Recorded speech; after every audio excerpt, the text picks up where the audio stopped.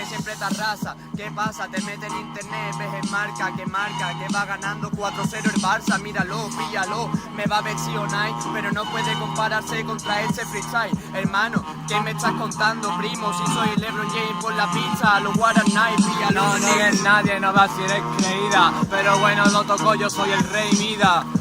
Yo tengo todo el puto oro mientras tú vistes el moro, el puto Adidas. Y no lo comprende, ¿Acaso es que tu mente ya está ida? No encontró la puerta, pero tú estás tuerta, mientras que yo soy un bala perdida. Un bala perdida, que fleje. Eres Leonidas contra la espada de Jerje, negro, ¿qué te pasa? Voy vestido cadenas de oro, te gano esta noche, lo hago de todos modos en la Torre el Oro, mirando hacia el horizonte, lanzándole los huevos en la barca a Caronte. Hermano, no me preguntes el dónde, porque sé que la puta está barata, por la noche esconde. La verdad que tú a mí no me ganas en la fuerza, porque la verdad que aquí tú te retuerces, no te retuerzas, no te retuerzas. Claro que yo soy los espartanos porque tú eres los persas.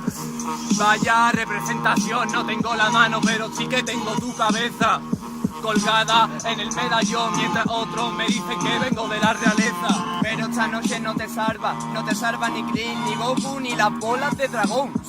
Porque soy el eterno rey, quiere tirarme, pero creo que te digo no, wey, píllalo rap, quieres matar, pero sabes que esta versatilidad me trago, pero me la suda porque te vuelvo a matar, negro, mira cómo el flow letal vuelve a regresar, la leyenda viva ha vuelto al fucking rap. Ha vuelto al fucking rap, claro, un animal que ahora mismo no me puedes comparar. Yo soy Goku, te lanzo el Kamehameha, el español, tú eres la onda vital.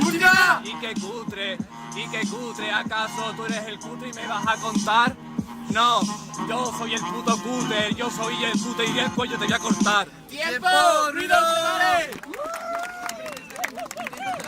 Venga, de silla que pasa Ortiz más rápido. 1, 2, si lo tenéis claro. Y señaláis a la cámara. 3, 2, 1, pasa Inclán. ¡Ruido para Stewie!